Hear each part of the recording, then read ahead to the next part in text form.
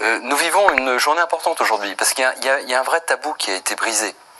C'est quand même la première fois depuis 1940 qu'on a l'annexion forcée, comme cela, d'un territoire de cette taille.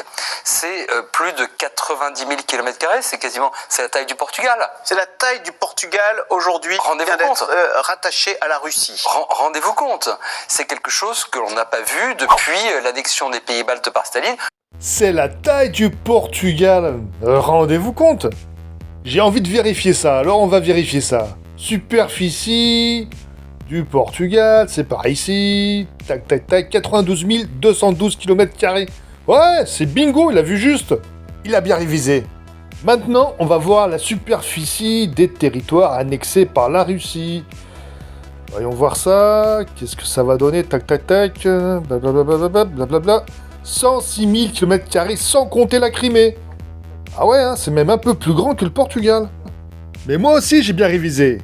Le Portugal se trouve à la 109e place du classement en termes de superficie sur un total de 193 pays.